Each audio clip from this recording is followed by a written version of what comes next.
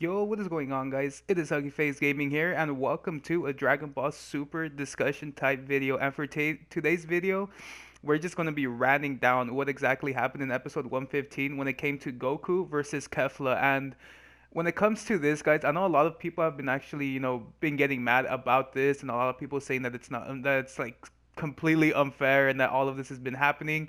And in my opinion, because obviously I want to give out my opinion when it comes to like Goku versus Kefla, I feel as though I'm with everyone on this. Like everything that's been happening, everything that's going on, it's just for me, to be honest, it's too much when it comes to Dragon Ball Super. When it comes to as of late, Dragon Ball Super has been really, really dumbing down Goku in terms of power scaling. And every time Goku fights an opponent now, it seems like his strongest form, which is Super Saiyan Blue, means absolutely nothing. Like when we saw, Goku before the tournament when he was fighting everyone, he was actually fighting everyone in his Super Saiyan Blue, transformation, and seeing how everyone was actually managing to keep up with this form, it's kind of downgrading the form itself, like it's not really as powerful as it once was back, when Frieza came back, during Resurrection F, as well as I believe it was the Universe 6 versus Universe 7 fights. So I feel kind of bad that they are dumbing down this form and they're relying a lot on Ultra Instinct to be the new ability that Goku has in terms of power scaling. And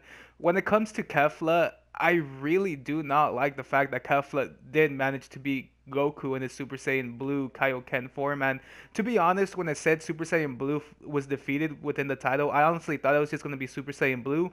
But with Kaioken times 20, we do have to take into the fact that Kaioken, when mixed with Super Saiyan Blue, really does drain the body. It really does damage the body a lot. So it's kind of obvious why he did lose because obviously, as even Beerus mentioned, he didn't really have that much time to actually fight.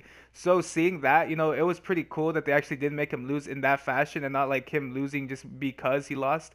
But at the same time, I feel like Kefla should not be that strong in terms of, fighting Goku in his Super Saiyan God Blue form because Super Saiyan Blue is a really, really powerful transformation and mix that with Kaioken times 20, like Goku should have just been able to defeat Kefla without a doubt within this episode. Like he should not have fallen to this Super Saiyan fusion character because if you think about it, this fusion is made up of a Super Saiyan 2, which is Kefla, and then a Super Saiyan, like a legendary Super Saiyan Berserk form, Kali, which I guess it's kind of like a Super Saiyan 3 form. So you're basically fusing a Super Saiyan 3 with a Super Saiyan 2 to make Kefla, and that's basically what Vegeta was back in the Buu saga. He was a Super Saiyan 3 Goku and a Super Saiyan 2, Vegeta. So Kali's power should be at least Vegeta when he was first introduced within Dragon Ball Z, or if not, she should at least be a little bit stronger than what he was back in the day. But to be honest, why are they making her so powerful? I don't really understand the power scaling when it comes to Dragon Ball Super. Like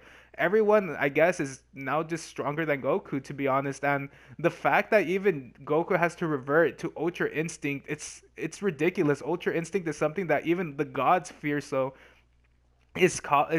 not Kali or Khalifa is Kefla really that strong that he really needs to go into this transformation to beat her? Does that mean that she's basically in the level of a god as well? Like if he has to go into Ultra Instinct to actually beat Kefla, that means she's on par with Jiren, and just knowing the fact that she might be in par with Jiren is just not something that I want to see. I want to see Kefla get bodied because honestly, as a character, I really don't like how she is. To be honest, like she's really really cocky, and just the fact that she's grown so much in power throughout these episodes is really astonishing and something that I wish I'd never have to see because obviously it took the Goku Krillin dying, it took Vegeta, his pride and wanting to beat Goku, it took Gohan, so many struggles, it took I mean a lot of people are just saying, they're just like Goten and Trunks, like they got Super Saiyan really, really quick. But there's a difference between Goten and Trunks and Kali and Caulifla. With Goten and Trunks, they did get Super Saiyan, but they didn't overpower every other fighter that was in that series. Like when Goten and Trunks became Super Saiyan, yeah, it was like a change. It was astonishing that little kids were actually able to, achieve Super Saiyan, but at the same time, they weren't like Kali and Caulifla to just automatically body everyone just as long as they were like in their new Super Saiyan form. And then as well, when they turned into Gotenks, they were still like a little bit, weaker than Goku himself. They weren't overpowering Goku at that time, but when it comes to Kali and Caulifla, they just were just introduced, and now that they got Super Saiyan 2 and this Berserk mode and they fused, they're somehow way stronger than Goku, and that's something that I wish never really happened because they're fighting Goku in his god form, a form that like took them a long time to achieve, and seeing how a regular Super Saiyan Kefla was actually able to defeat Goku like this, it just dumbs down that whole ability in general, and I'm guessing we're gonna have to focus a lot on Ultra Instinct. And when it comes to this episode, if they actually do manage to keep up with Ultra Instinct Goku, that's when everything's gonna just be complete BS at this time because obviously Ultra Instinct was something that was giving Jiren somewhat a run for his money, not as much. So and then in the next coming episode, we did see as well that Jiren does open his eyes now. I mean, obviously, we've been, teased throughout all of these episodes that he was going to start fighting again. When Kali went Berserk mode, he twitched his hand.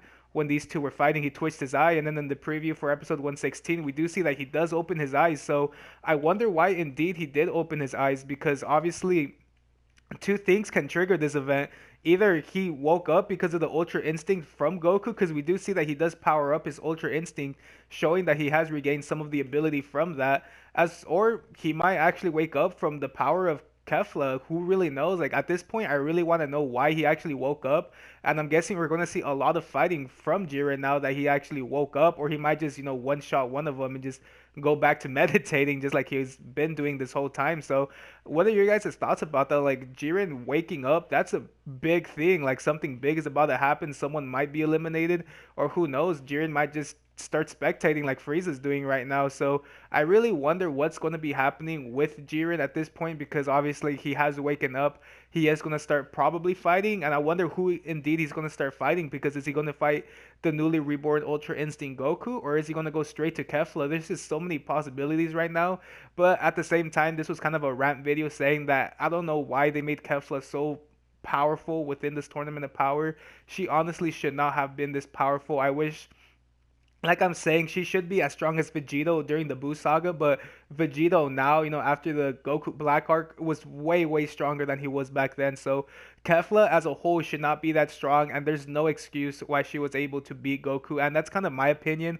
Obviously, she was fighting a God Goku. Like, when it comes to God Ki, she shouldn't even be able to touch him, but it's the writers, they do what they do, but at the same time, hopefully when they do fight with Ultra Instinct, Goku just annihilates her, because obviously when it's Ultra Instinct, it's a new ability. It kind of made, Jiren fight seriously in some bits. So if it's a form that powerful, Goku should be able to defeat Kefla without a doubt. And if she does manage to actually keep up with, Ultra Instinct Goku and actually give him like a run for his money, the power scaling for this is just going to be completely off, and that's something that I was pretty scared about coming into the tournament, is that power scaling, everything was just going to be depleted. So hopefully it's not that, and hopefully everything does come out okay. But that's all I really have for this one, guys. What are your guys' opinions about Kefla beating Super Saiyan Blue Kaioken times 20 Goku?